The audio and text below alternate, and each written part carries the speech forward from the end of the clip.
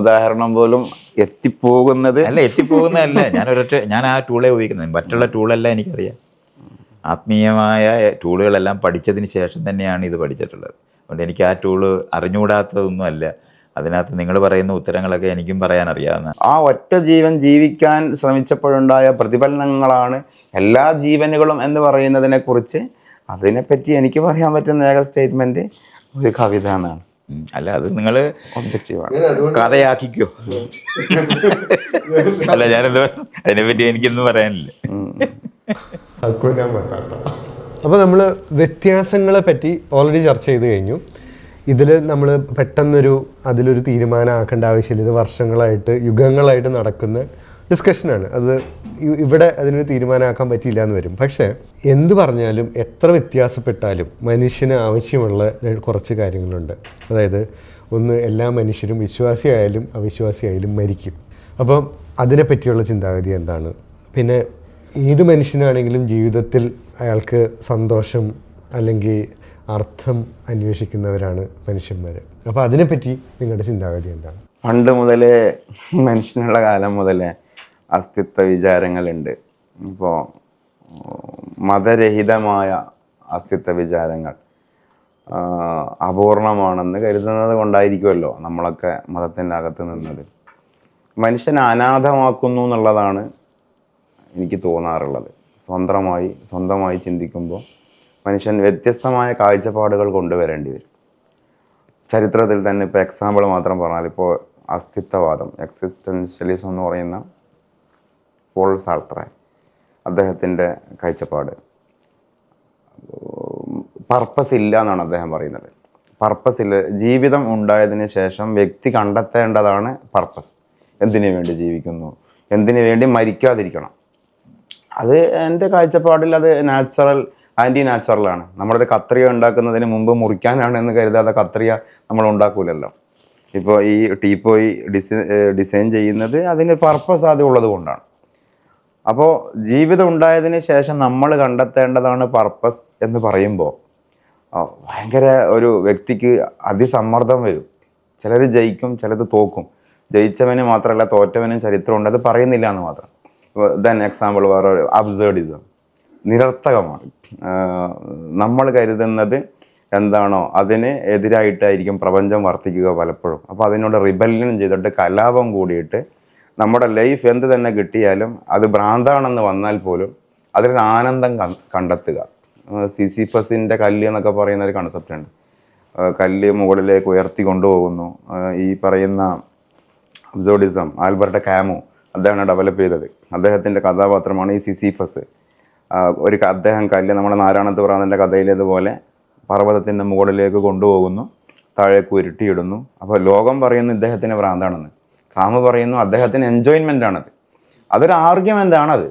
അതേസമയം അത് ജനറലൈസ് ചെയ്തിട്ട് എന്തും എങ്ങനെയും ആവാം, അതിലൊരു ആനന്ദം കണ്ടെത്തിയാൽ മതി എന്നൊക്കെ പറയുന്ന കൺസെപ്റ്റൊക്കെ ജയിച്ചവരെയും തോറ്റവരെയും നിർമ്മിച്ചവരെയും തകർത്തവരെയും എല്ലാം ഉൽപ്പാദിപ്പിക്കാൻ പറ്റുന്ന തരത്തിലുള്ള ഒരു ചാവോസ്, ഒരു അരാജകത്വ നിർമ്മിതിയാണ് ഉണ്ടാക്കുക എന്ന് കരുതുന്നത് കൊണ്ടാണ് എന്നെ സംബന്ധിച്ചിടത്തോളം മനുഷ്യന് ഏതൊരു വസ്തുവിനെയും ഡിസൈൻ ചെയ്യുന്ന ആൾ അതിനൊരു കാറ്റലോഗ് ഇറക്കി കൊടുക്കും എന്ന് പറഞ്ഞ ആ ലോജിക്ക് വെച്ചിട്ട് മനുഷ്യനെന്ന് പറയുന്ന സൂപ്പർ ക്രിയേഷൻ അല്ലെങ്കിൽ ഈ പ്രപഞ്ചത്തിൻ്റെ കേന്ദ്ര കഥാപാത്രങ്ങളായിട്ടുള്ള ഈ മനുഷ്യവർഗത്തിന് ഓൾറെഡി ഒരു സെറ്റ് ചെയ്യപ്പെട്ട പർപ്പസ് ഉണ്ട് എന്നാണ് ഞാൻ വിചാരിക്കുന്നത്. അതാണ് എൻ്റെ വിശ്വാസം. എൻ്റെ വിശ്വാസം എന്നല്ല, ഒരു മതവിശ്വാസിയുടെ വിശ്വാസം.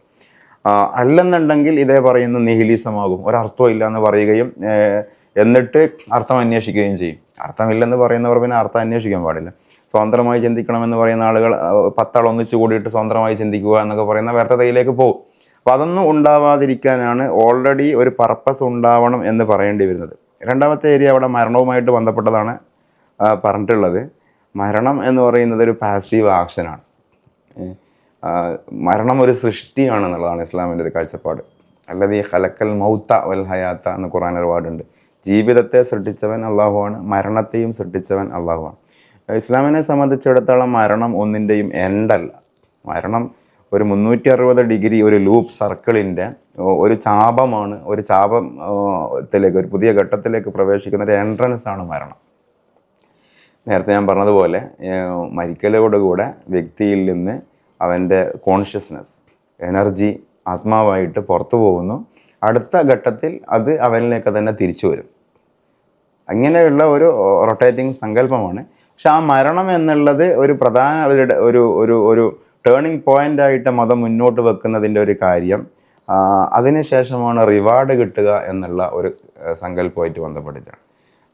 ആ റിവാർഡ് കിട്ടുക എന്ന് പറയുമ്പോൾ ഒരു സ്വാർത്ഥ സെൽഫിഷ്നെസ് അല്ല അവിടെയുള്ളത്. എന്തിന് പെറിഷാൻ പെറിൽ സഹിക്കുന്നു, ദീർഘിപ്പിക്കുന്നില്ല. ഒരാൾ ആത്മഹത്യ ചെയ്യേണ്ട ഒരു പ്രശ്നം ഒരാൾ അനുഭവിക്കുന്നു. അപ്പോൾ അയാൾക്ക് തോന്നുകയാണ് ഞാൻ എന്തിന് ആത്മഹത്യ ചെയ്യാതിരിക്കണം, മറ്റുള്ളവർക്ക് വേണ്ടി സാക്രിഫൈസ് ചെയ്യേണ്ടി വരുന്ന ഒരു ഘട്ടം. എൻ്റെ ഇഷ്ടം ഞാൻ മാറ്റി വെച്ച് ഞാൻ എൻ്റെ പാരൻസിന് സർവീസ് ചെയ്യണം, എൻ്റെ ഇഷ്ടം ഞാൻ മാറ്റി വെച്ചിട്ട് അതിന് ഇവിടെ ഒന്നും പ്രത്യേകിച്ചൊന്നും കിട്ടാതെ ഞാൻ എൻ്റെ ചോയ്സ് ഒഴിവാക്കണം. ഇത്തരം ഘട്ടത്തിലൊക്കെ മറ്റുള്ളവർക്ക് വേണ്ടി ജീവിക്കാനുള്ള ഒരു പ്രചോദനം, ജീവിക്കാനുള്ള പ്രചോദനം. അപ്പോൾ എന്നോട് ഒരു കുട്ടി ഒരിക്കൽ ചോദിച്ചിരുന്നു, എല്ലാ പരീക്ഷയിലും തോറ്റ ഞാനെന്ത് തെറ്റാണ് ചെയ്തത്? എക്സാമ്പിൾ, അല്ലെങ്കിൽ സൗന്ദര്യം കുറഞ്ഞതിൻ്റെ പേരിൽ ബഹിഷ്കരിക്കപ്പെടുന്ന, എബിളിസം ഇല്ലാത്തതിൻ്റെ പേരിൽ അവസരം കിട്ടാതെ പോകുന്ന ആളുകൾ. ഇതിനൊക്കെ നിങ്ങളുടെ കാലിൽ ഒരു മുള്ള് തറച്ചാൽ പോലും ആ മുള്ള് തറച്ചത് നിങ്ങളായിട്ട് മുള്ളുമ്പോൾ പോയി കാല് വെച്ചതല്ല, ഒരു തിരക്കഥയുടെ മാനിഫെസ്റ്റേഷനാണ്. അപ്പോൾ അതിന് നിങ്ങൾക്ക് നാളെ റിവാർഡ് കിട്ടും എന്നുള്ളൊരു കൺസെപ്റ്റ് മനുഷ്യനെ മുന്നോട്ട് നയിക്കുന്നുണ്ട് അറ്റ് ബേസിക് ലെവൽ. അപ്പോൾ അതിൻ്റെ ഒരു ടേണിംഗ് പോയിൻ്റാണ് മരണം എന്നുള്ളതാണ്. ഒരു മനോഹരമായ ഒരു കലാപ്രവർത്തനമാണ് മരണം. ഈ രണ്ട് നിലപാടുകളോടും എനിക്കൊരു യോജിപ്പ് വരും. ആദ്യം ഈ സൃഷ്ടി എന്ന് പറഞ്ഞ കൺസെപ്റ്റ് നിലനിൽക്കുന്നത് കൊണ്ടാണ് അത്തരത്തിലുള്ള ഉത്തരങ്ങൾ പറയാൻ ബാധ്യത വരുന്നത്. തുടക്കം എങ്ങനെയായിരുന്നു? ജീവിതത്തിൻ്റെ അർത്ഥം എന്താണ്? ജീവൻ രൂപപ്പെട്ടപ്പോൾ തൊട്ട് ജീവിച്ചിരിക്കുക എന്ന് പറയുന്നതാണ് അത്. അത്രയും എന്ന് പറഞ്ഞാൽ ഏറ്റവും ഹോസ്റ്റൈലായിട്ട്. ഇപ്പോൾ ഭൂമിയിൽ ജീവൻ ഉടലെടുത്തു എന്ന് നമ്മൾ പറയുന്നത് രൂപമാറ്റം വരിക എന്നുള്ളതാണ്. അതൊരു എമർജൻറ്റ് പ്രോപ്പർട്ടിയാണ്. അന്ന് തൊട്ട് അത് നഷ്ടപ്പെട്ടു പോകാതിരിക്കാനായിട്ട് ജീവിച്ചിരിക്കുക എന്ന് പറയുന്നത് ജീവന് ഏറ്റവും പ്രഷ്യസാണ്. അതുകൊണ്ട് ജീവിച്ചിരിക്കുന്നതിനപ്പുറത്തോട്ട് വേറൊരു എന്താ പറയണ്ടേ, ഒരു അർത്ഥം അറിയേണ്ട കാര്യം തന്നെയില്ല. പ്രപഞ്ചം ഉണ്ടെന്നറിഞ്ഞ നിമിഷമാണത്. അല്ല അതുവരെ പ്രപഞ്ചത്തിനെ അറിയാൻ ഒരു മെക്കാനിസവും ഇല്ല. ജീവാനുഭവത്തിനേക്കാളും വലിയൊരു അനുഭവം പ്രപഞ്ചത്തിലില്ല. അങ്ങനത്തെ ജീവാനുഭവം നഷ്ടപ്പെട്ട് പോകാതിരിക്കാൻ വേണ്ടിയാണ് ഒരെണ്ണമായിട്ട് രൂപപ്പെട്ട ആ നിമിഷം തന്നെ അത് രണ്ടാകുക എന്ന് പറയുന്ന പ്രക്രിയയാണ് ഉണ്ടായത്. തുടരുകയാണ് ചെയ്യുന്നത്. അന്ന് തൊട്ട് ജീവൻ ഇന്ന് വരെ തുടരുകയാണ് ചെയ്തിട്ടുള്ളത്. നമുക്കറിയാവുന്ന എല്ലാ ജീവനെയും പരിശോധിച്ച് നോക്കിയാൽ ഒന്നൊന്നുമായിട്ട് ബന്ധപ്പെട്ട് ഒരു കോമൺ ആൻസിസ്റ്റർ എന്ന് പറയുന്ന ഒരു സ്ഥലത്തെത്തും. കാരണം ലോകത്ത് ഉള്ള എല്ലാ ജീവനും തമ്മിൽ ബന്ധമുള്ളതാണ്. അത് നമുക്ക് ജനിതകമായി പരിശോധിച്ചാൽ അപ്പം തന്നെ കാണാൻ പറ്റും. അപ്പോൾ ജീവിച്ചിരിക്കുക എന്ന് പറയുന്നത് തന്നെയാണ് ലോകത്തിലെ ഏറ്റവും വലിയ പർപ്പസ്. അല്ലാതെ അതിന് വേറൊരു പർപ്പസ് എന്ന് പറയുന്നത് മനുഷ്യനിർമ്മിതമായിട്ടുള്ള കാര്യമാണ്. മനുഷ്യർക്ക് ജീവിതത്തിനെ പറ്റി ഇപ്പം ഞാനീ പറയുന്നത് പോലെ അറിയാതിരുന്ന കാലത്ത് മനുഷ്യരെ മറ്റുള്ളവർ ഉപയോഗിക്കുകയോ എടുക്കുകയൊക്കെ ചെയ്യുന്നവരൊക്കെ പഠിപ്പിച്ചു തന്നിട്ടുള്ളത് അവർ ചിന്തിച്ചാൽ പരമാവധി എത്തിച്ചേരാൻ പറ്റുന്ന കാര്യങ്ങളാണ്. കാരണം ജീവിതം വളരെ ദുഃഖകരമായിട്ടായിരുന്നു ജീവിതത്തിൽ മനുഷ്യർ ജീവിതത്തിനെ പറ്റി ആലോചിച്ചു തുടങ്ങിയ മനുഷ്യർ മുഴുവൻ കണ്ടെത്തിയിട്ടുണ്ട് ജീവിതം ദുഃഖകരമാണ്. അപ്പോൾ ഇവിടുന്ന് രക്ഷപ്പെടുന്ന യുക്തികളായിരുന്നു മനുഷ്യർക്ക് എന്നും ഉണ്ടായിട്ടുള്ളത്. അതുകൊണ്ട് ലക്ഷ്യം എന്ന് പറയുന്നത് ഇപ്പോൾ അദ്ദേഹം റിവാർഡ് എന്നുള്ള വാക്ക് ഉപയോഗിക്കുന്ന പോലുള്ള റിവാർഡ് എന്ന് പറയുന്നത് ഉണ്ടെന്ന് പറഞ്ഞു കൊടുക്കേണ്ടി വരും. അങ്ങനെ എന്നുള്ള വാക്ക് അല്ല, മനസ്സിലായി. ഞാനത് നിങ്ങൾ പറയുമ്പോൾ ഞാൻ അതിനകത്ത് നമ്മൾ പറയുന്നില്ലല്ലോ. ഈ ജീവിതത്തിന് ഒരു ലക്ഷ്യമുണ്ട് എന്ന് പഠിപ്പിച്ചാണ് ആളുകളെ നിയന്ത്രിച്ചിട്ടുള്ളത്. അതുകൊണ്ടാണ് ഞാനത് അങ്ങനെ പറഞ്ഞത്. നേരത്തെ മതം എന്ന് പറയുന്നത് മനുഷ്യനെ നിയന്ത്രിക്കാനുണ്ടായതാണെന്നും അത് ഭരണപരമായി രൂപപ്പെട്ടതാണെന്നും ഞാൻ കാണുന്നതുകൊണ്ടാണ് ആ ഉത്തരങ്ങൾ അവിടെ നിൽക്കുന്നത്. പക്ഷെ അല്ലാതെ ജീവിതത്തിനെ മനസ്സിലാക്കുകയാണെങ്കിൽ ജീവിതത്തിന് ജീവിച്ചിരിക്കുക എന്ന് പറയുന്നതാണ് ഏറ്റവും പ്രശസ്തം. അത് എങ്ങനെയും ജീവിക്കും. അതുകൊണ്ടാണ് ഓരോ സെക്കൻഡിലും വളരെ വാസ്റ്റായ നമ്മുടെ ഭൂമിക്കകത്ത് ജീവൻ രൂപപ്പെട്ട ആ നിമിഷം തൊട്ട് ഓരോ ചെറിയ, നേരത്തെ പറഞ്ഞ വിത്തും വ്യക്തിയും സാഹചര്യത്തിനനുസരിച്ചെന്ന് പറയുന്ന പോലെ ഓരോ സാഹചര്യത്തിൻ്റെ വ്യത്യാസം അനുസരിച്ചിട്ട് അവിടെ എല്ലാം ജീവിച്ചിരിക്കാൻ ശ്രമിക്കുന്നത് വഴിയാണ് ഇത്രയധികം വൈവിധ്യമാർന്ന ജീവന് ഉണ്ടായത്. ഓരോ സെക്കൻഡിലും പ്രതിപ്രവർത്തിച്ച് ഫീഡ്ബാക്ക് സിസ്റ്റത്തിനകത്താണ് ജീവൻ നിലനിൽക്കുന്നത്. ഓരോ സെക്കൻഡിലും അതിൻ്റെ ചുറ്റുപാടുമായി ഇടപെട്ട് വരുന്നത് കാരണം കൊണ്ട് ചെറിയ സവിശേഷ വ്യത്യാസങ്ങൾ രൂപപ്പെട്ടാണ് ഇത് വന്നുകൊണ്ടിരിക്കുന്നത്. അപ്പോൾ നമ്മൾ ഒരൊറ്റ നോട്ടത്തിൽ ഇങ്ങനെ നോക്കുമ്പോൾ ഒരു ജീവൻ തുടരുന്നത് നമ്മളിങ്ങനെ കാണും. പക്ഷെ പിന്നെ നമ്മൾ വേറൊരു സ്ഥലത്ത് നോക്കുമ്പോൾ വ്യത്യാസങ്ങളോട് ആ ജീവൻ തന്നെ തുടരുന്നത്. നമ്മളിപ്പോൾ മാങ്ങ എടുത്ത പുളിയുള്ള മാങ്ങയും മധുരമുള്ള മാങ്ങയും ഇങ്ങനെ നമ്മൾ കാണും. വ്യത്യാസങ്ങൾ അക്യുമുലേറ്റ് ചെയ്യുന്നത് വ്യത്യസ്തമായ സാഹചര്യങ്ങളുള്ളിടത്ത് ജീവൻ ജീവിക്കാൻ ശ്രമിച്ച സമയത്ത് അത് വികസിപ്പിച്ചിട്ടുള്ള കഴിവുകളെ കൊണ്ടാണ്, ആർജിച്ചിട്ടുള്ള അറിവുകളുടെ തുടർച്ചകൾ കൊണ്ടാണ് ജീവൻ തുടർന്നിട്ടുള്ളത്. അപ്പം ജീവിച്ചിരിക്കുക എന്നതിന് തന്നെ അപ്പുറത്തോട്ട് ഒരു പർപ്പസ് തന്നെ ആവശ്യമേ ഇല്ല. കാരണം അത്രയും പ്രഷ്യസാണ് ജീവൻ. ഈ ജീവൻ ഇതുവരെ ഭൂമിയിൽ ഉണ്ടായി എന്ന് നമ്മൾ മനസ്സിലാക്കുന്ന നിമിഷം തൊട്ട് ഇതുവരെ അത് വ്യത്യസ്തമായ, ഭൂമിക്ക് എത്ര തരത്തിലുള്ള മാറ്റങ്ങൾ ഉണ്ടാകുന്നോ അത്രത്തോളം മാറ്റങ്ങൾക്ക് അനുസൃതമായി വ്യത്യസ്തമായി ജീവിക്കാൻ ശ്രമിച്ചിട്ടുണ്ടായ വൈവിധ്യങ്ങളാണ് ഈ വൈവിധ്യമായ ജീവൻ. അത് ഒരു ജീവനെ മനസ്സിലാക്കേണ്ടത് ഒരു മരം പോലെയാണ്. മരത്തിന് ആയിരക്കണക്കിന് ശാഖകളുണ്ട്. ഓരോ ശാഖയുടെയും തുമ്പെന്ന് പറയുന്നതാണ് ഇന്ന് നമ്മൾ കാണുന്ന എല്ലാ ജീവികളും. നമ്മളെല്ലാം, മനുഷ്യനെന്ന് പറയുന്നത് ഒരു ശാഖയുടെ തുമ്പാണ്. ഇതുപോലെ ഓരോ ശാഖയുടെയും തുമ്പാണ് ഈ കാണുന്ന ജീവികളല്ല. അല്ലാതെ അവരാരും പഴയ ജീവികളല്ല.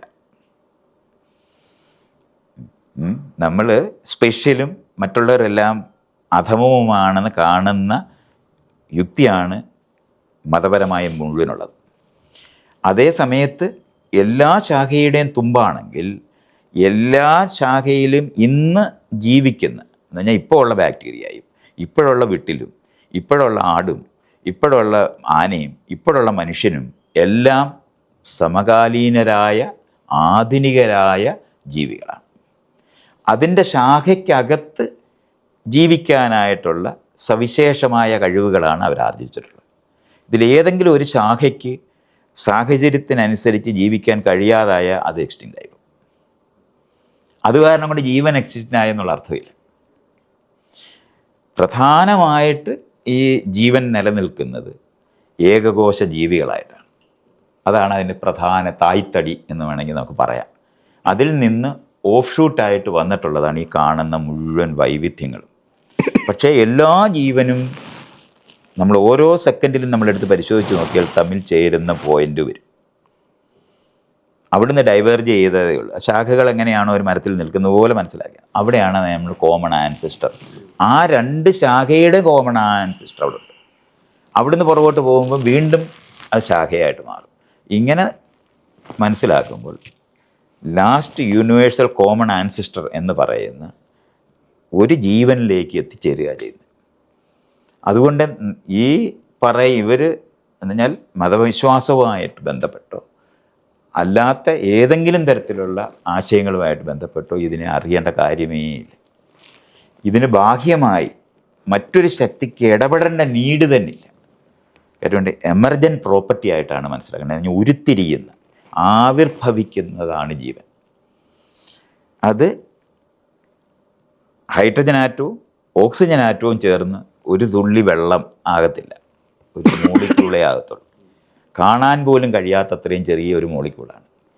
പക്ഷേ അതിൻ്റെ ആ മോളിക്യൂളിൻ്റെ ലക്ഷക്കണക്കിന്, ശരിക്കും പറഞ്ഞാൽ 1.7 സെപ്റ്റില്യൺ എന്ന് പറയുന്ന വലിയൊരു നമ്പറാണ്. അത്രയും നമ്പർ ചേരുമ്പോഴാണ് നമുക്ക് കാണാൻ കഴിയുന്ന വെള്ളം എന്ന് പറയുന്നത് ഉണ്ടാകുന്നത്. അത് ഇത്രയും മോളിക്യൂൾ ചേരുമ്പോഴേ അത് എമർജ് ചെയ്യുള്ളൂ. നമ്മൾ പറയുന്ന വെള്ളത്തുള്ളി എന്ന് പറയും. അതിന് വേറെ എങ്ങൊന്നും ഒന്നും വരേണ്ട ആവശ്യമില്ല. ക്വാണ്ടിറ്റി ബിക്കംസ് ക്വാളിറ്റി എന്ന് പറയുന്ന നിലവാരത്തിലാണ് അത് ഉണ്ടാകുന്നത്. അത് എമർജൻറ്റ് പ്രോപ്പർട്ടിയെ പറ്റിയുള്ള അറിവില്ലാതിരുന്ന കാലത്ത് മനുഷ്യർ സങ്കല്പിച്ചതാണ് ഇത് മുഴുവനും ഒരാൾ കുത്തിയിരുന്ന് ഒലയിൽ ഊതി ഉണ്ടാക്കണമെന്ന് വിചാരിക്കുന്നത്. അതല്ലാതെ ലോകത്തിനകത്തെ തമ്മിൽ ചേർന്ന് ഇപ്പോൾ ഇതുണ്ടാക്കണം എന്ന് പറയുമ്പോൾ ഈ ഇരിക്കുന്ന വസ്തുക്കളുടെ രൂപമാറ്റം മാത്രമേ ഇവിടെ സംഭവിച്ചിട്ടുള്ളൂ അറിയണം. ഈ കസേരയും ഒക്കെ രൂപമാറ്റം മാത്രമേ സംഭവിച്ചിട്ടുള്ളൂ. പക്ഷേ ഈ നമുക്ക് ഇരിക്കാനുള്ള ക്വാളിറ്റി ഈ രൂപത്തിലേ ഉള്ളൂ. അവിടെയാണ് മനുഷ്യ കൗശലവും കൂടെ ചേർത്തിട്ട് നമ്മളിത് ഉണ്ടാക്കിയത് കൊണ്ടാണ് ഉണ്ടാക്കിയതിൽ നിന്നുണ്ടാക്കിയവനെ കണ്ടുപിടിച്ചത്. ആ കണ്ടുപിടിച്ചതിൻ്റെ യുക്തിക്കകത്തൂടാണ് പോയിട്ട് ഈ പ്രപഞ്ചം മുഴുവൻ ഉണ്ടാക്കിയവനുണ്ടാകണം എന്ന് കണ്ടുപിടിക്കുന്നത്. അല്ലെന്നുണ്ടെങ്കിൽ ഉള്ള പ്രപഞ്ചം നിരന്തരം മാറുന്ന പ്രപഞ്ചത്തിനകത്ത് രൂപമാറ്റം വന്നുകൊണ്ടേയിരിക്കുന്നത്. ഇപ്പോൾ ക്വാളിറ്റിയായി മാറുന്നതെന്ന് പറയുന്നത് ഒരു ആറ്റവും വേറൊരു ആറ്റവും ഇതുപോലെ തന്നെ ഗുണപരമായി ഉണ്ടായതാണ്. കാരണം ഈ പാർട്ടിക്കിൾസിൻ്റെ ചേരുവയ്ക്ക് അനുസൃതമായിട്ടാണ് ഒരു ആറ്റം തന്നെ ഉണ്ടാകുന്നത്. അതുകൊണ്ടാണ് ഒരു ഇലക്ട്രോണുള്ള ന്യൂക്ലിയസുള്ള ആറ്റത്തിനെ നമ്മൾ ഹൈഡ്രജൻ എന്നും രണ്ടെണ്ണമുള്ളതിനെ ഹീലിയം എന്നും നമ്മൾ പറയുന്നത്. അങ്ങനെ വ്യത്യസ്തതകൾ ഇതിൻ്റെ കോൺസ്റ്റുവൻ്റ് ആയിട്ടിരിക്കുന്ന സാധനത്തിൻ്റെ ചേരുവയനുസരിച്ചിട്ടാണ് ഈ രണ്ടെണ്ണം തമ്മിലുള്ള വ്യത്യാസം വരുന്നത്. അതൊരു എമർജൻറ്റ് പ്രോപ്പർട്ടിയാണ്. അത് അതുവരെ ഉണ്ടായിരുന്ന പാർട്ടിക്കിൾസിനകത്ത് ഒരിക്കലും ഈ ആറ്റത്തിൻ്റെ ഗുണപരത കിട്ടത്തില്ല. പുതിയ ഗുണങ്ങൾ ഉണ്ടായിക്കഴിഞ്ഞാൽ ആ ഗുണങ്ങളുടെ കൂട്ടായ്മയുടെ നമ്പർ കൂടിയാൽ അവിടെ പുതിയ എമർജൻറ്റ് പ്രോപ്പർട്ടി ഉണ്ടാകും. ഇങ്ങനെ പല ലെയറിലാണ് ഈ എമർജൻറ്റ് പ്രോപ്പർട്ടികൾ ഉള്ളത് ലോകത്ത്. അപ്പോൾ വെള്ളത്തിൻ്റെ മോളിക്യൂൾ എന്ന് പറയുന്നത് കാണാൻ കഴിയാതിരിക്കുന്നെങ്കിൽ അത് ഇത്ര നമ്പർ കൂടുമ്പോൾ ഭൂമധ്യരേഖയിലാണെങ്കിൽ അവിടെ രണ്ട് കണ്ടീഷനുണ്ട്. ഭൂമധ്യരേഖയിലെ ചൂടും ഭൂമധ്യരേഖയിലെ മർദ്ദവും അനുസരിച്ചിട്ടാണ് ദ്രവത്വം എന്ന് പറയുന്ന വെള്ളത്തിൻ്റെ ഗുണം ഉണ്ടാകുന്നത്. അതേ സമയത്ത് ആർട്ടിക്കിൽ ആണ് ഇത് ചേരുന്നതെങ്കിൽ അവിടെ ടെമ്പറേച്ചർ ഇത്രയില്ല. അവിടെ ഉണ്ടാകുന്ന ഖരത്വം എന്ന് പറയുന്ന ഗുണപരതയുണ്ട്. ഇത്രയും ഭൂമിത്തരയിലുള്ള ടെമ്പറേച്ചറിനേക്കാളും കൂടുതലാണ് ടെമ്പറേച്ചർ ഉള്ളതെന്നുണ്ടെങ്കിൽ അവിടെ വാതക രൂപത്തിലാണ് ഉണ്ടാകുന്നത്. അത് നമുക്ക് വിസിബിളല്ല. അപ്പോൾ ഈ തരത്തിലുള്ള 3 പ്രോപ്പർട്ടി, വാതക രൂപത്തിലിരിക്കുന്നത്, ലിക്വിഡായിട്ട് ദ്രവത്വ രൂപത്തിലിരിക്കുന്നത്, ഖരത്തിലിരിക്കുന്നത്, ഇത് മുഴുവനും നമ്മൾ വെള്ളം എന്ന് നമ്മൾ പറയുന്നത്, നമ്മൾ സാധാരണ വെള്ളം എന്ന് പറഞ്ഞാൽ ഇളകുന്നതായിട്ട് നമ്മൾ അനുഭവിച്ചു പോകുന്നത് ഭൂമിത്തരേഖയിൽ ജീവിക്കുന്ന ജീവിയായതുകൊണ്ട് മാത്രമാണ്. വെള്ളമാണ് ഐസാകുന്നതെന്ന് നമ്മൾ പഠിക്കാറുള്ളത്, അല്ലെങ്കിൽ ഐസ് ഉരുകി വെള്ളമാകുന്നു എന്നൊക്കെയാണ് നമ്മൾ പഠിക്കാറുള്ളത്. അങ്ങനെയല്ല. കണ്ടീഷൻസിനകത്ത് മാത്രം ഉണ്ടാകുന്ന വൈവിധ്യങ്ങളാണ്. അങ്ങനെ എമർജൻറ്റ് പ്രോപ്പർട്ടികളുടെ എമർജൻസസിനെ പറ്റി അറിയാമെങ്കിൽ ഒരു ബാഹ്യ ഇടപെടലിൻ്റെ ആവശ്യമില്ലാത്ത സ്ഥലമാണ്. അങ്ങനെ മാത്രം നമ്മൾ ആ കാര്യങ്ങൾ അങ്ങനെ മനസ്സിലാക്കുമ്പോൾ മാത്രമാണ് ഇപ്പം നേരത്തെ പറഞ്ഞ ഈ നമ്മൾ എന്താ പറയണ്ടേ, ഈ ലോകത്തിനകത്തെ സൃഷ്ടിപ്രക്രിയയെ പറ്റിയുള്ള ചർച്ചകളിൽ പെടാതെ ലോകത്തിനെപ്പറ്റി തന്നെ നേരിട്ട് മനസ്സിലാക്കുന്നതുണ്ടെങ്കിൽ അതിൻ്റെ ഏകത മനസ്സിലാക്കാൻ ഒരു പാടുമില്ല. ഇയാളുടെ കണ്ണും ഇയാളുടെ ചെവിയും ഇയാളുടെ മൂക്കും വ്യത്യസ്തമായിരിക്കുമ്പോഴും അത് താൻ തന്നെ ആയിരിക്കാനായിട്ട് കഴിയുന്നത് ഈ യോജിപ്പിൻ്റെ മേഖലയാണ്. ഇത് ഇന്ന് നമുക്ക് ജനിതകമായി തന്നെ മനുഷ്യൻ ഒരു ഏക കുലമാണെന്നുള്ള അറിവ് നിലനിൽക്കുന്നതുകൊണ്ട് തന്നെ നമുക്കിനി വേറൊരു ആവശ്യമേ വരുന്നില്ല. നമ്മളെ ഒരു ശക്തി നമ്മളെയെല്ലാം ഒരു പ്രത്യേക കാരണം കൊണ്ടുണ്ടാക്കി എന്ന് പറയുന്ന ന്യായം പറയേണ്ട ആവശ്യമേ വരുന്നില്ല. കാരണം കൃത്യമായിട്ടും തമ്മിൽ യോജിപ്പുള്ള മനുഷ്യകുലത്തിൻ്റെ ജനിതകം നമുക്കിന്നറിയുന്ന ആൾക്കാരാണ്. ലോകത്തുള്ള മറ്റ് ജീവികളുടെ ജനിതകം എന്നറിയുന്നതാണ്. ജനറ്റിക് എൻജിനീയറിങ് നമ്മൾ ചെയ്യുന്നവരാണ്. ഈ ചെയ്യുന്നത് കാരണം കൊണ്ട് ഗുണപരമായ മാറ്റങ്ങൾ എങ്ങനെ സംഭവിക്കുന്നു എന്നുള്ളത് നമ്മുടെ കണ്ണിൻ്റെ മുമ്പിൽ തന്നെ നമുക്ക് ചെയ്യാൻ പറ്റും. ഇങ്ങനെ മാറിയിരിക്കുന്ന കാരണം കൊണ്ട് ഇന്ന് പണ്ടത്തെ പഴയ ഒരു യുക്തിയും സത്യത്തിൽ ഇന്ന് ആവശ്യമില്ല.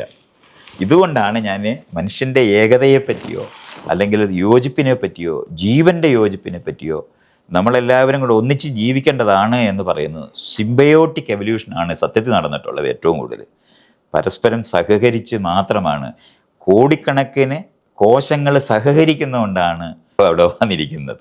അവരത്രയും പേര് യോജിക്കുന്നത്, അത്രയും നമ്മൾ മനസ്സിലാക്കണം. അങ്ങനെ യോജിച്ച് നിൽക്കുന്നതിൻ്റെ സഹകരണത്തിൻ്റെതായ യുക്തികളിലാണ് നമ്മളെല്ലാം ഉള്ളത്. ഇത്രയും മനസ്സിലാക്കുക എന്ന് പറയുന്നതേ ഉള്ളൂ. അതിനകത്ത് മരണത്തിനെ മനസ്സിലാക്കേണ്ടത് വളരെ പരിണമിച്ച് പറഞ്ഞാൽ കോശം ഇപ്പോൾ ബാക്ടീരിയ മരിക്കുന്നേ ഇല്ല, അല്ല ജനിച്ചതെല്ലാം മരിക്കും എന്ന് വേണ്ട പഠിപ്പിക്കുന്നതാണ്. ജനിച്ചതെല്ലാം മരിക്കത്തില്ല, ബാക്ടീരിയ മരിക്കില്ല. ബാക്ടീരിയ മൂക്കും രണ്ടാകും. കാരണം അവിടെ രണ്ടെണ്ണം ആകുക എന്ന് പറയുന്ന സാങ്കേതിക വിദ്യയാണ് ഉപയോഗിച്ചിട്ടുള്ളത്. അതുകൊണ്ടാണ് ജീവൻ അങ്ങനെ ഒരു 100-200 കോടി വർഷം ഓടിയതിന് ശേഷമാണ് രണ്ട് പേര് തമ്മിൽ ചേർന്ന് റോഡ് ക്രോസ് ചെയ്യാന്ന് വിചാരിച്ചാൽ കയ്യേൽ പിടിച്ച് നടക്കാൻ തുടങ്ങുന്ന തരത്തിലൊരു യോജിപ്പിൻ്റെ സ്ഥലം ഉണ്ടാക്കിയപ്പോഴാണ് രണ്ട് ചേർന്ന്, അപ്പോൾ ചേർന്ന് ജീവിക്കുന്ന ലോകം വന്നപ്പോഴാണ് നമ്മൾ ഈ പറയുന്ന രണ്ടെണ്ണം ചേർന്നാൽ മെച്ചമാണെന്ന് കണ്ടുപിടിക്കുന്ന സാങ്കേതികവിദ്യ ഉണ്ടാകുന്നത്. ആ സാങ്കേതികവിദ്യയാണ് നമ്മൾ ലൈംഗികത എന്ന് പറയുന്നത്.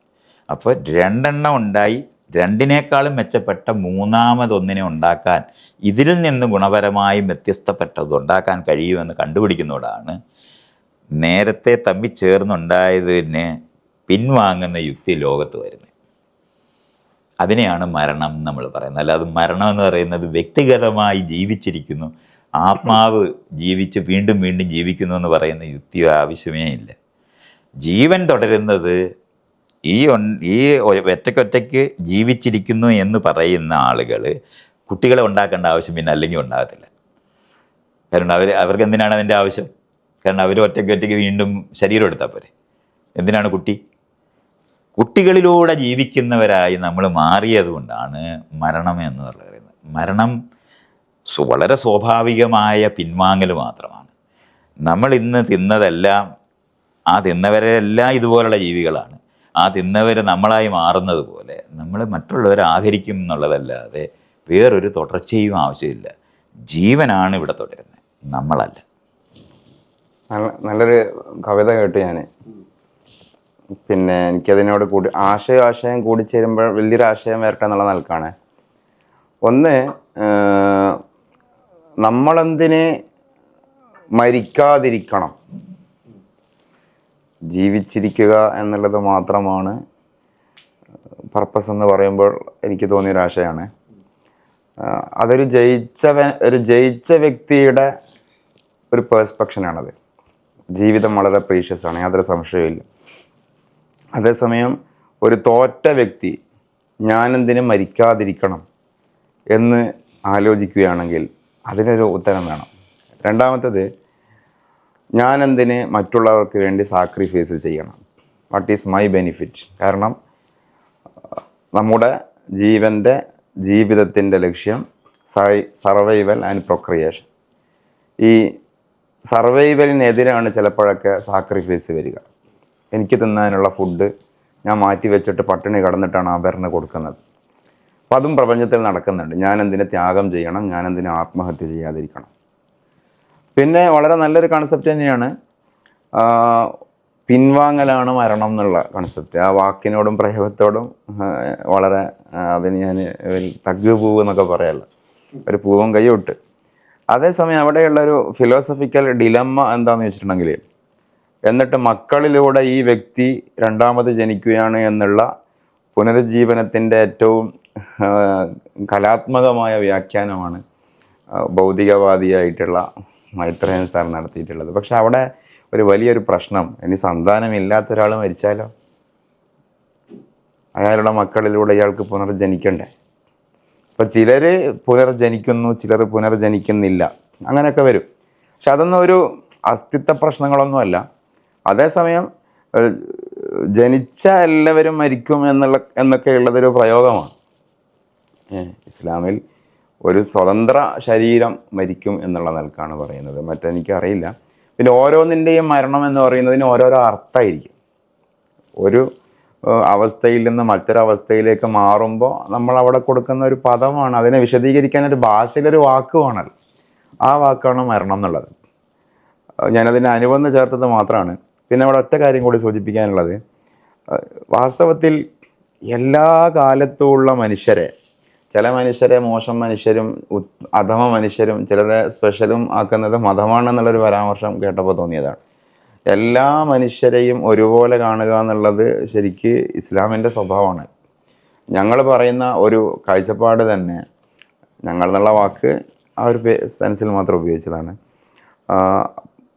ഗോത്രകാല മനുഷ്യൻ, മധ്യകാല മനുഷ്യൻ, പൂർവാധുനിക മനുഷ്യൻ, ആധുനിക മനുഷ്യൻ, ഉത്തരാധുനിക മനുഷ്യൻ, ഇങ്ങനെയൊന്നുമില്ല. മനുഷ്യനേ ഉള്ളൂ. പഴയകാല മനുഷ്യരുടെ സ്വഭാവം മാറി മാറി നമ്മളിപ്പോൾ പരിഷ്കൃത മനുഷ്യരായി എന്നൊക്കെ ഉള്ളത് ഉപായവും ഉപകരണവും മാറുന്നുണ്ടാവാം. ബേസിക്കലി മനുഷ്യൻ്റെ ഫണ്ടമെൻ്റൽ നീഡ്സ് ഒന്നും മാറുന്നില്ല. ഇപ്പോൾ നമ്മൾ ഇതിൻ്റെ മുമ്പത്തെ ഇൻ്റർവ്യൂവിൽ ഞാനിത് പറഞ്ഞു തോന്നും അല്ലേ, ഈ പിന്നെ ഉറങ്ങുക, മൂത്രമൊഴിക്കുക, വെള്ളം കുടിക്കുക, കാഷ്ടിക്കുക, ഭക്ഷണം കഴിക്കുക, ലൈംഗികത ഏർപ്പെടുക, വസ്ത്രം ധരിക്കുക, പാർപ്പിടം കെട്ടുക, പിന്നെ വിനോദങ്ങൾ ഏർപ്പെടുക, കലാകായികം, സംഗീതം, ലഹരി, ഇതൊക്കെയാണ് from the first homo sapien to the last homo sapien ആവശ്യങ്ങൾ. അധികാര ലഹരി, പണലഹരി ഒക്കെ വരും. അപ്പോൾ എല്ലാ മനുഷ്യരും ഒന്നാണെന്നാണ് നമ്മൾ പറയുന്നത്. അതുകൊണ്ടാണ് ഇപ്പോൾ ഇസ്ലാമിൽ സെമിറ്റിക് മതങ്ങൾ, ഇസ്ലാം മാത്രമല്ല, ഒന്നാമത്തെ മനുഷ്യൻ ആദം എന്ന് പറയും. ആദം എന്നുള്ള അറബ് വാക്കിൻ്റെ അർത്ഥം ഭൂമിക്ക് വെളിയിലുള്ള പൊടിമണ്ണ് എന്നാണ്. അപ്പോൾ മതത്തിൻ്റെ ഉള്ളിലുള്ള ഒരു ഫിലോസഫിക്കൽ ചർച്ചയുണ്ട്.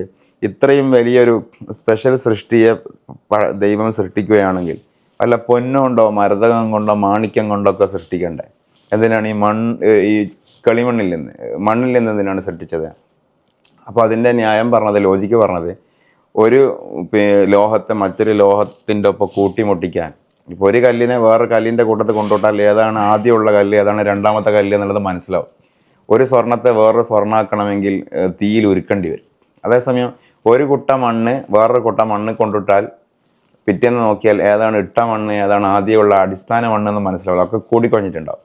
അപ്പോൾ വളരെ പെട്ടെന്ന് മിങ്കിളാവാനും വളരെ പെട്ടെന്ന് ഒന്നായി മാറാനും ഒരുമയുടെ ഒരു കുന്നായി മാറാനും പാകതയുള്ള പൊട്ടൻഷ്യാലിറ്റിയുള്ള സാധനമാണ് മണ്ണ്.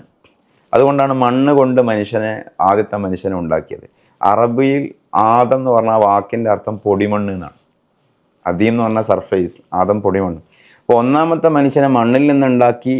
മണ്ണ് എന്ന അർത്ഥം വരുന്ന പേര് തന്നെ കൊടുത്തത് മനുഷ്യർ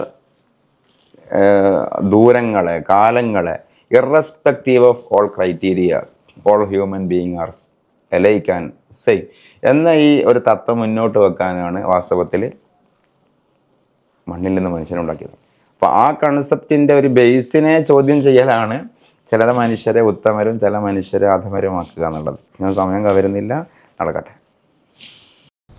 ആരും കാണുന്നില്ലെങ്കിൽ പോലും മനുഷ്യൻ നല്ലവനായിരിക്കേണ്ടത് എന്തുകൊണ്ട്? അവിടെയൊക്കെ നിൽക്കട്ടെ. മരണത്തിനെ പറ്റി പറയുമ്പം ഞങ്ങൾ മനസ്സിലാക്കാനുള്ളത്, ഒരു ജീവനാണ് ലോകത്തുള്ളത്, പല ജീവനില്ല. ഒരു ജീവൻ ജീവിക്കാൻ ശ്രമിച്ചപ്പോൾ പലതായതാണ്. ആ അറിവില്ലാതിരുന്ന കാലത്തുണ്ടായതാണ് ഈ പല ജീവൻ.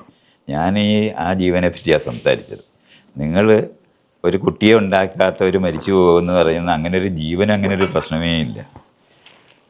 സംഘജീവികളായിട്ട് ജീവിക്കുന്നവരിൽ ആരുണ്ടായാലും മതി. മരണം സംഘത്തിൻ്റെ അകത്ത് ഒരു പ്രാധാന്യവും ഇല്ലാത്തതാണ്. ഒരു കൂട്ട ഉറുമ്പുകൾ ഒരു നദി കടക്കുന്നത്, ആദ്യം വരുന്ന ഉറുമ്പ് അവിടോട്ട് നിൽക്കും, അതിൻ്റെ മുകളിൽ മറ്റേ ഉറുമ്പ് കയറി നിൽക്കും, അതിൻ്റെ മുകളിൽ വേറൊരു ഉറുമ്പ് കയറി നിന്ന് അവസാനത്തെ ഉറുമ്പ് അക്കരെ കടക്കും. അങ്ങനെ കടക്കുന്ന പാലം ഉണ്ടാക്കുന്നത് ഈ ഞാൻ ഒറ്റയ്ക്ക് ജീവിക്കുമെന്നുള്ള അറിവില്ലാത്തവരവർ.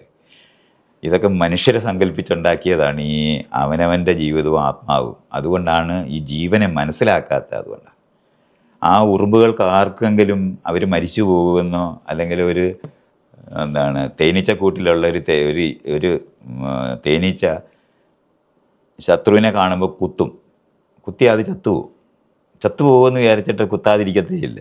കാരണം അതിൻ്റെ ആ കൂട് സംരക്ഷിക്കുന്നതാണ്, അതിൻ്റെ ജനിതകം തന്നെയാണ് അവിടെ ഇരിക്കുന്ന നമ്മൾ ക്യൂനെന്ന് വിളിക്കുന്ന മുട്ടയിടുന്ന ജീവി. ക്യൂനില്ല, മനുഷ്യർ കണ്ടുപിടിക്കുന്നതാണ്. രാജാവുണ്ടെന്ന് വിചാരിച്ചുകൊണ്ടാണ് ക്യൂനുണ്ടായെന്ന് വിചാരിക്കുന്നത്. അങ്ങനെയല്ല, ജീവനെപ്പറ്റിയുള്ള അറിവില്ലായ്മയാണ് ആ നിലവാരത്തിൽ ഉണ്ടായത്. ഒറ്റ ജീവനേ ഉള്ളൂ ഇവിടെ. ആ ജീവനാണ് ഈ കാണുന്ന ഓരോന്നായിട്ട് ഓരോ സാഹചര്യത്തിൽ രൂപപ്പെട്ടത്. അതിനകത്തെ നിലനിൽപ്പിനകത്തെ കാര്യങ്ങൾ മാത്രമാണ് ഈ പറഞ്ഞുകൊണ്ടിരിക്കുന്നത്. അതുകൊണ്ട് നമ്മൾ കുട്ടിയെ ഉണ്ടാക്കിയോ ഇല്ലയോ എന്നുള്ള ചോദ്യം പോലും അതിനകത്തില്ല. ഒരു വർഗത്തിന്റെ നിലനിൽപ്പ് എന്നുള്ള നിലക്ക് നമ്മൾ മരണത്തെ ഒരു വംശനാശം എന്നുള്ള സെൻസിലല്ല ചർച്ച ചെയ്യുന്നത്. മനുഷ്യൻ എന്നുള്ള വംശം ബാക്കിയാവാൻ വംശനാശം പോലും ജീവന് പ്രാധാന്യം. ഞാൻ പറയുന്നതല്ല, ഓരോ പ്രപഞ്ചത്തിലുള്ള ജീവകണങ്ങൾക്കും അതിൻ്റെതായ അസ്തിത്വം പരികൽപ്പിക്കുന്ന അർത്ഥത്തിലാണ് നമ്മൾ സംസാരിച്ചത്. ഉറുമ്പിൻ്റെ അസ്തിത്വമുണ്ട്, പച്ചിലകൾക്കും ചെടികൾക്കും അതിൻ്റെ അസ്തിത്വമുണ്ട്.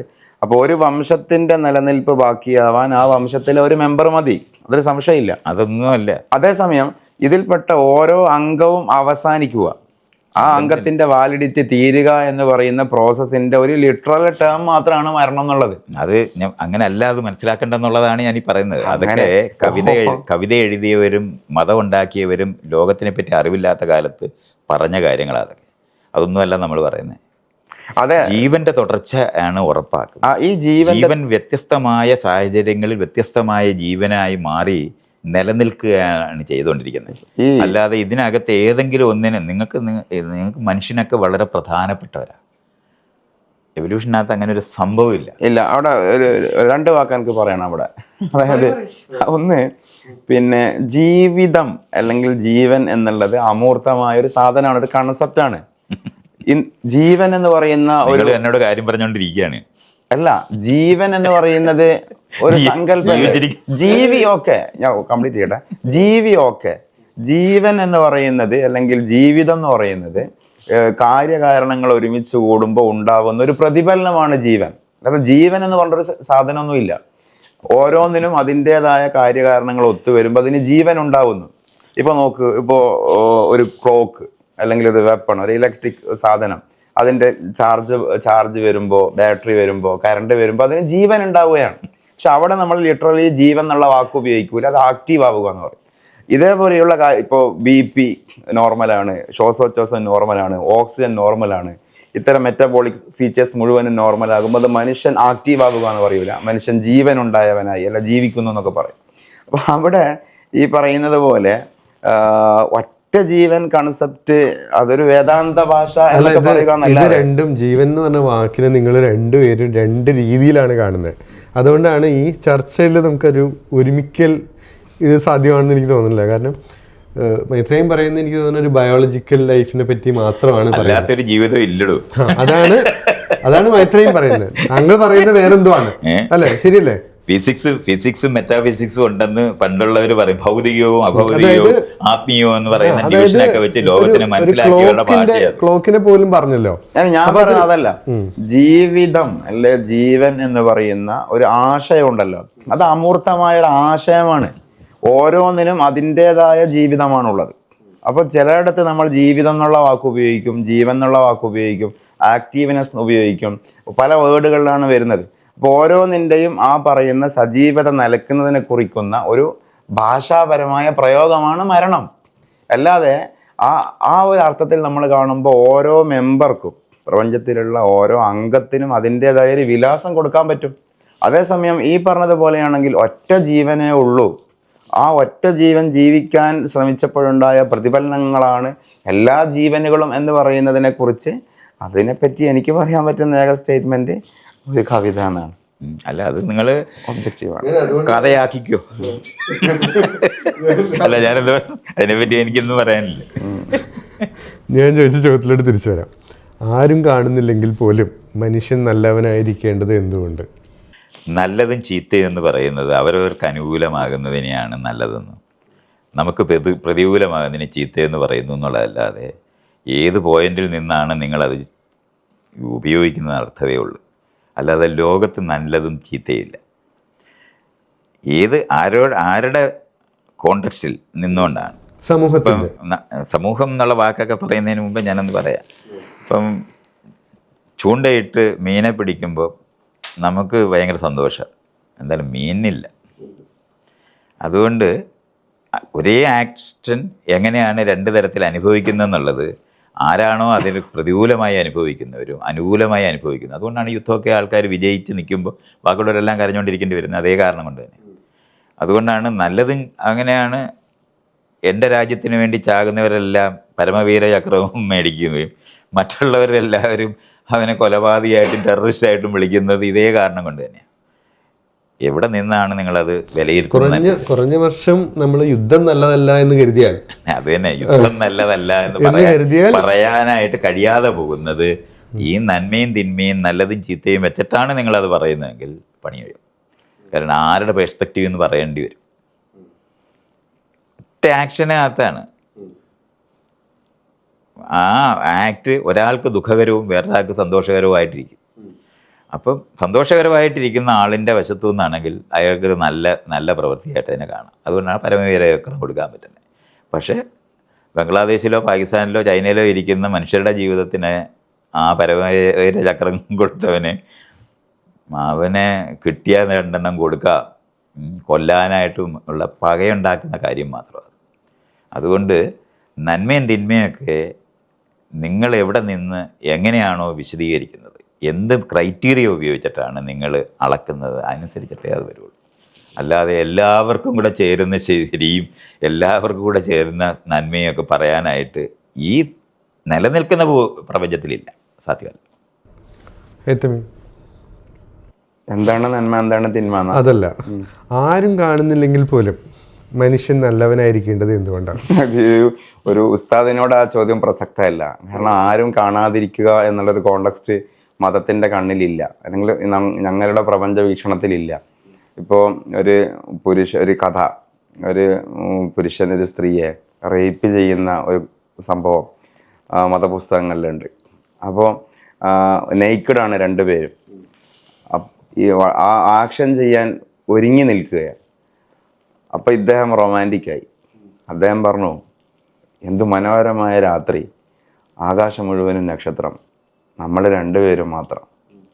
അപ്പോൾ ആ വിക്ടിമാവാൻ പോകുന്ന ആ സ്ത്രീ പറയുന്നുണ്ട് ഇയാളോട്, നിങ്ങളെന്താണ് ഈ പറയുന്നത്? മനോഹരമായ രാത്രി, ആകാശത്തെ നക്ഷത്രവും, പക്ഷെ നമ്മൾ 2 പേരും മാത്രമല്ലല്ലോ, ആ നക്ഷത്രത്തെ ഉൽപ്പാദിപ്പിച്ചവനുമില്ലേ? അപ്പം ആരും കാണാതിരിക്കുക എന്നുള്ള കോണ്ടെക്സ്റ്റ്, ആ ഒരു ഫ്രെയിം മതത്തിലില്ല. മറ്റൊന്ന്, ആ തിയറി മാറ്റി വെച്ചാലും പ്രവാചകൻ്റെ അരികിലേക്ക് വാബിസ എന്ന് പറയുന്ന ഒരു വ്യക്തി ചെല്ലുന്നുണ്ട്. എന്താണ് നന്മ, എന്താണ് തിന്മ? എനിക്ക് തോന്നുന്നത് ഫിലോസഫി കുറച്ചൊക്കെ ഞാൻ വായിച്ചിട്ടുണ്ട്.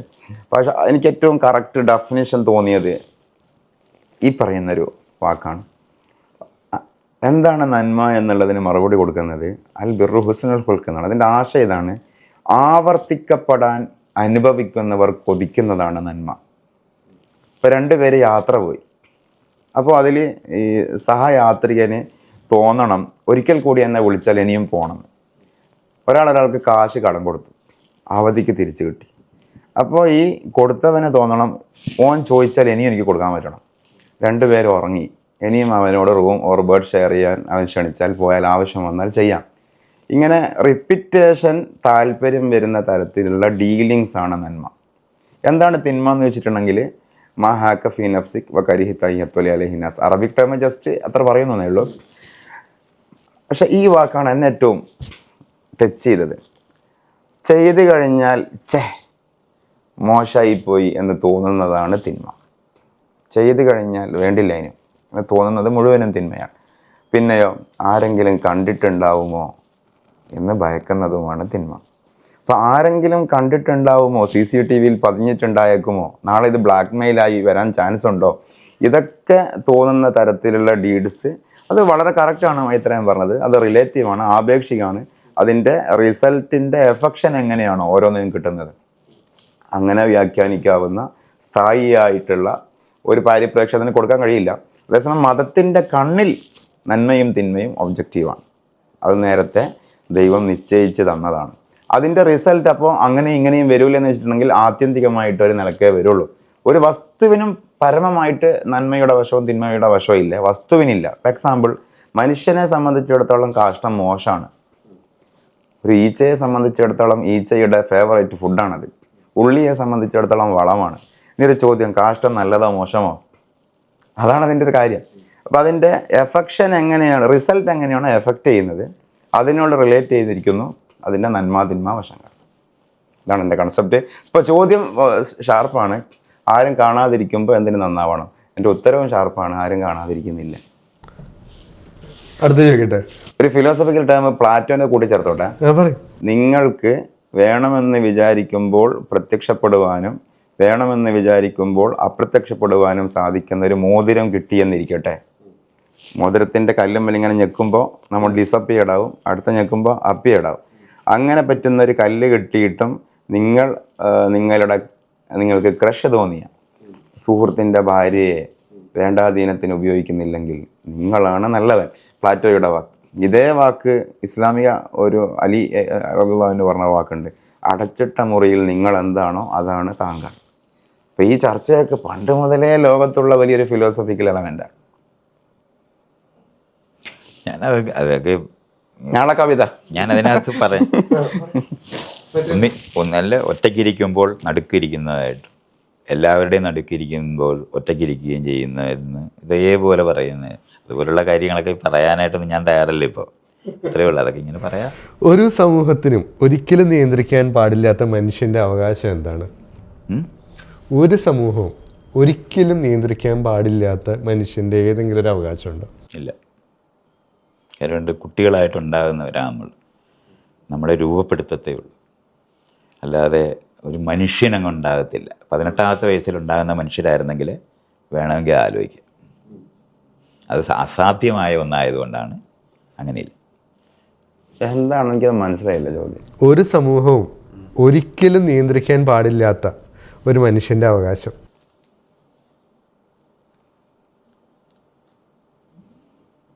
മനുഷ്യൻ്റെ അവകാശം എന്ന് പറയുന്നിടത്ത് തന്നെ കുറേ പ്രശ്നങ്ങളുള്ളത് പോലെ എനിക്ക് തോന്നുന്നു.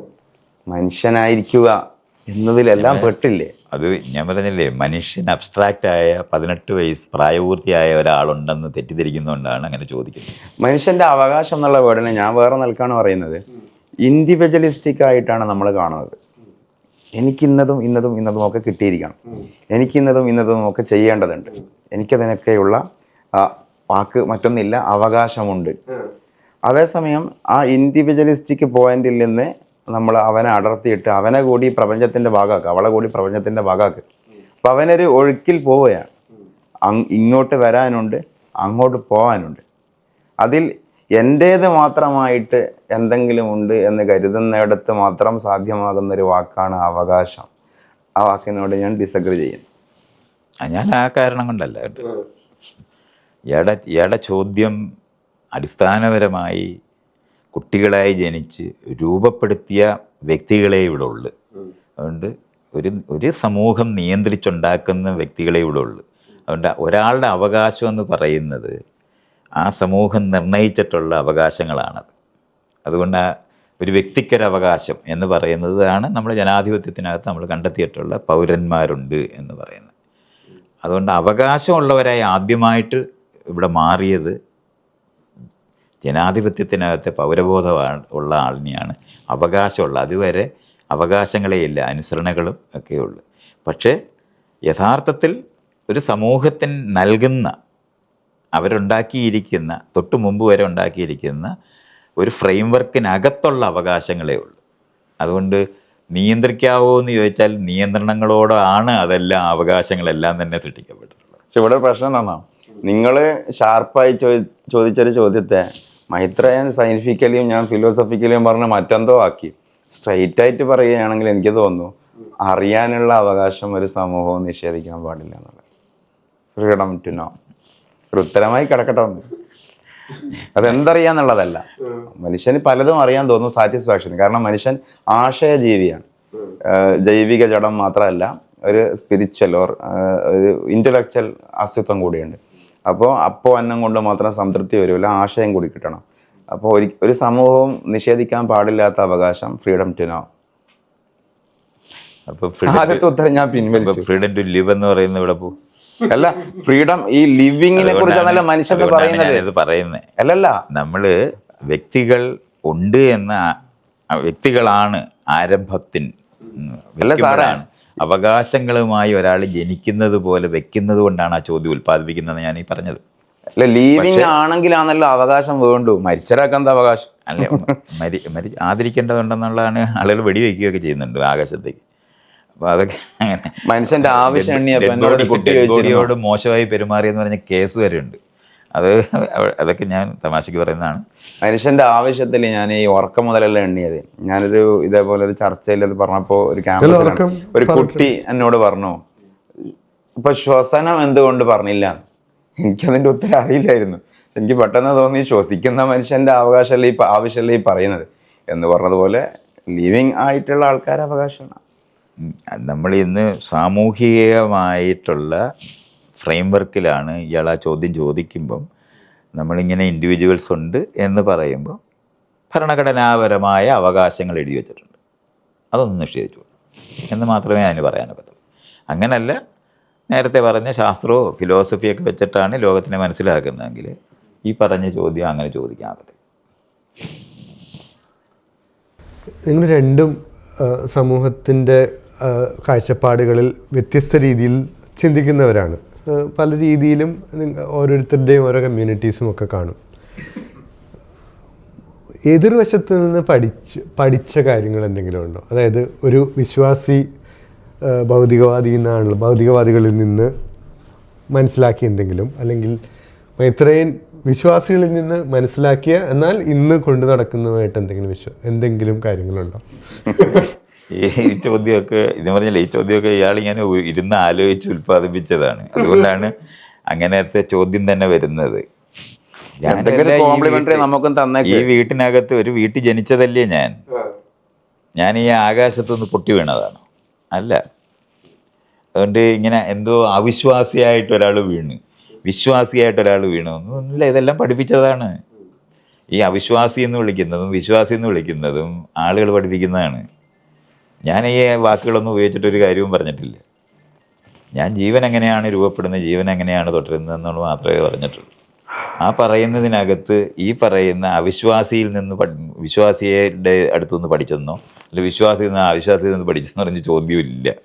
അതൊക്കെ നമ്മൾ ഈ കളിക്കളത്തിൽ ഇറങ്ങി നിൽക്കുന്ന മനുഷ്യരോട് ചോദിക്കുന്ന ചോദ്യം പോലുള്ള ചോദ്യങ്ങളാണ്. ജീവിതത്തിനെ മനസ്സിലാക്കുന്ന രീതി തന്നെ അങ്ങനെ അല്ലാത്തതുകൊണ്ടാണ് എനിക്കത് ഞാൻ അതിലോട്ട് തിരിച്ചു വരാം. എനിക്ക് തോന്നുന്നത് എന്താ അറിയാം, എനിക്ക് കേട്ടപ്പോൾ തോന്നിയാണ് ഈ അർജന്റീന ഇല്ലെങ്കിൽ ബ്രസീൽ എന്തിനാ, ബ്രസീൽ ഇല്ലെങ്കിൽ അർജന്റീന എന്തിനാ? കാരണം ഒരു വിഷയത്തിന്റെ ഐഡിയോളജിക്കൽ അതർ ഉണ്ടാകുമ്പോഴാണ് ആ വിഷയം പെർഫെക്റ്റ് ആവുള്ളൂ. അറബിയിൽ ഒരു ആപ്തവാക്യമുണ്ട്, തുറഫുൽ ഉമൂറുബി അവാക്കിസിഹ അല്ലെങ്കിൽ ബിൽ അവാക്കിസ്. ഓപ്പോസിറ്റ് കൊണ്ടാണ് ഒരു വിഷയം ചിലപ്പോൾ അറിയപ്പെടുക. അപ്പോൾ നമ്മുടെ വിശ്വാസം അല്ലെങ്കിൽ ഈ ഒരു ഫിലോസഫി എത്രത്തോളം ഒരു കോംപ്രഹെൻസീവ് ആണ് എന്ന് മനസ്സിലാക്കാൻ തീർച്ചയായിട്ടും ഇതിൻ്റെ ഒരു ഐഡിയോളജിക്കൽ അതർ ഇവിടെ വേണം. അതുകൊണ്ടാണ് ഞാൻ മൈത്രേയനെ റെസ്പെക്ട് ചെയ്യുന്നത്. മൈത്രേയനെ പോലെയുള്ള ആളുകൾ ഞാൻ കംപ്ലീറ്റ് സാറ് നേരത്തെ എന്നൊക്കെ പറഞ്ഞു. അല്ല, പ്രായത്തിന് മൂത്ത സാറ് പറയും. ഇല്ലല്ല, അങ്ങനല്ല. അല്ല, നേരത്തെ നിങ്ങൾ ബൈനറിയെ പറ്റി പറയുമ്പം ഇപ്പം എന്തിനാണ് അത് പറയുന്നത്? എനിക്ക് മനസ്സിലായില്ല. നിങ്ങൾ ബൈനറി ആയിട്ടാണ് ലോകത്തിനെ മാർക്സിസ്റ്റുകളൊക്കെ മനസ്സിലാക്കുന്നതെന്നൊക്കെ പറഞ്ഞു. ഇപ്പം നിങ്ങൾ പറഞ്ഞത് മുഴുവൻ ബൈനറിയാണ്. അല്ല, അങ്ങനല്ല. അല്ല, പിന്നെന്താണത്? അല്ല, ഇത് രണ്ട് വംശങ്ങളെയും വർഗങ്ങളെയും തരംതിരിച്ചതല്ല. നമ്മളെല്ലാം ആശയജീവി എന്ന് പറയുന്ന ഒറ്റ കൊടക്കയിൽ വരുന്നുണ്ട്. ഇപ്പൊ നിരീശ്വരവാദികളായാലും ഈശ്വരവാദികളായാലും നമ്മളെ ഒറ്റ കൊടക്കയിലാക്കുന്ന സാധനമാണ്. നമ്മളൊക്കെ ആശയജീവികളാണ്. ആ ആശയ ജീവിതത്തിൻ്റെ ഇടയിൽ തീർച്ചയായിട്ടും അർജന്റീന എന്ന് പറയുന്ന നാസ്തികരുണ്ടെങ്കിലാണ് ബ്രസീൽ എന്ന് പറയുന്ന ആസ്തികർക്ക് എന്താ പറയുക ഒരു തകവ് വരുന്നുള്ളൂ എന്നുള്ളതാണ് ഞാൻ ഉദ്ദേശിച്ചത്. ഞാൻ നേരത്തെ ചോദിച്ച പോലത്തെ ഇതിന് ഈ വാചകം പൂർത്തിയാക്കുക. അത് നേരത്തെ എനിക്ക് തോന്നുന്നു ഓൾറെഡി ഹൈതമി അത് പറഞ്ഞു. എന്നോട് വിയോജിക്കുന്ന ആളുകൾ ലോകത്ത് തുടർന്നും ഉണ്ടാകണമെന്ന് ഞാൻ ആഗ്രഹിക്കുന്നു. കാരണം അല്ല, അതങ്ങനെ കാരണം വേണ്ട. നേരത്തെ പറഞ്ഞില്ലേ, ഒരു എണ്ണത്തിന് അർത്ഥം നൽകുന്നത് അപ്പുറത്തിരിക്കുന്നതാണെന്നറിയുമ്പോൾ ജീവൻ്റെ ആദ്യത്തേത് തന്നെ അപ്പുറത്തൊന്നുണ്ട്, അത് ഞാനല്ല എന്നുള്ള അനുഭവമാണ്. അപ്പുറത്ത് എന്ന് പറഞ്ഞാൽ അതിരില്ലാത്ത പ്രപഞ്ചത്തിലെ അതിരനുഭവമാണ് ജീവൻ. അതിരനുഭവമേ ഉള്ളു, അതിരില്ല. അപ്പുറത്തൊന്നുണ്ട്, അത് ഞാനല്ല എന്ന പ്രപഞ്ചത്തിനകത്തെ അനുഭവത്തിനെയാണ് നമ്മൾ ജീവൻ എന്ന് പറയുന്നത്. അതുകൊണ്ട് അതിരില്ലാത്ത, അപ്പുറത്തില്ലാത്ത ഒരു ജീവനില്ല.